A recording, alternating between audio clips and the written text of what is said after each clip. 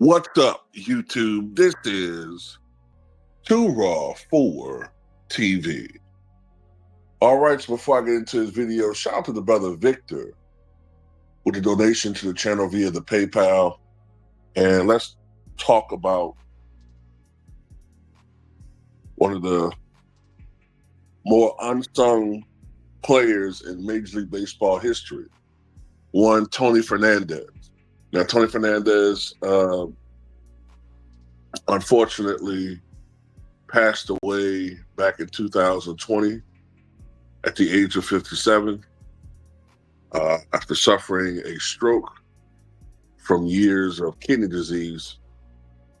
But for most fans of baseball,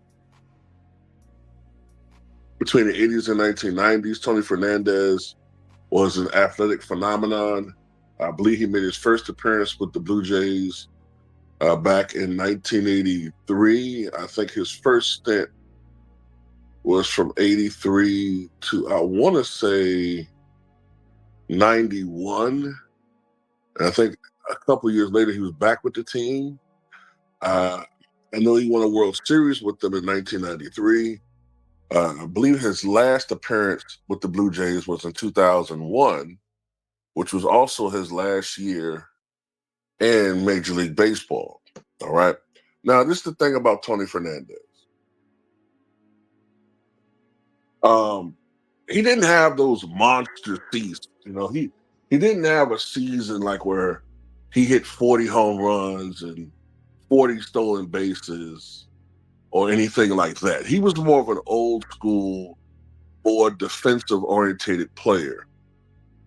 And I think because of that, because he doesn't have overwhelming power numbers in an age where people look at power now and are more drawn toward offense, I think that hurts him in today's climate of baseball.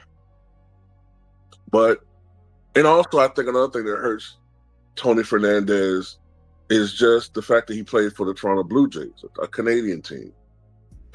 He's in the Canadian Baseball Hall of Fame, but he should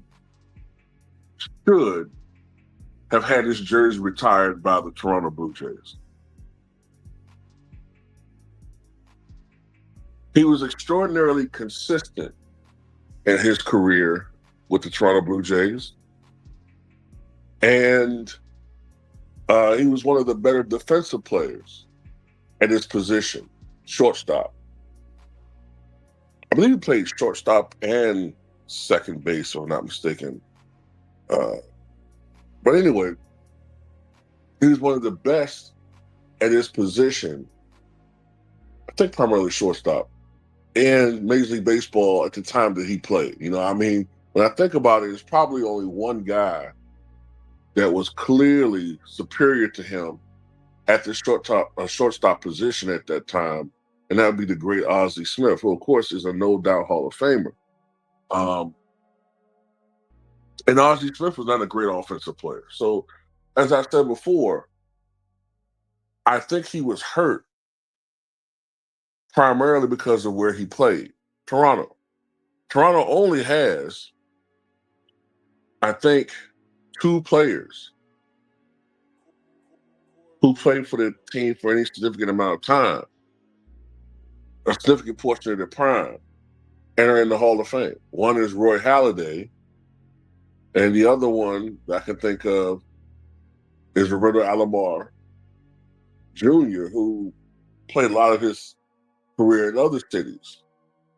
But even today, Tony Fernandez, for his career, 288 batting average, 2,276 career hits, 94 career home runs, 844 RBI. He was a 5-time All-Star. As I said before, he won the World Series back in 1993. He was a 4-time Golden Glove Award winner. And he is a member of the Blue Jays level of excellence, but he should have his jersey retired by the franchise. When you look at his franchise ranks, he's the all-time leader. He's still the all-time leader in hits for the Blue Jays franchise, 1,583. He's still the all-time leader in games played in Blue Jays history, 1,450.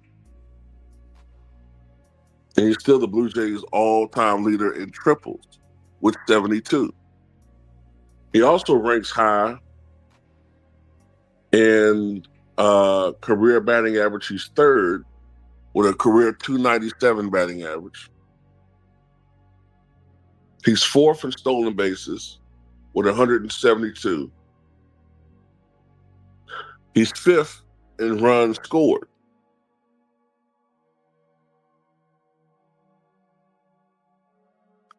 And he ranks high in several other all-time categories for the Toronto Blue Jays. He was a fan favorite, as I said before. Kids often tried to mimic his amazing defensive plays, and fans marveled at his athleticism. And, I do think that there are a multitude of players who are not in the Hall of Fame because of where they played, and that's a shame, because there's some other guys I can think of that played for the Toronto Blue Jays who should have had a Hall of Fame consideration, or, at least should be in that conversation. They weren't because of where they played. Another guy that I'm thinking about who played for the Twins, who only recently got into the Hall of Fame, if I'm not mistaken, last 5 or 6 years, was Bert Blyleven. But if you played for one of the major market organizations, if you played in New York or California, maybe Dallas or Texas, I should say, Philly, you have a much better shot at having more media exposure, more fans. And oftentimes you have players who played for major franchises who you could argue should not be in the Hall of Fame.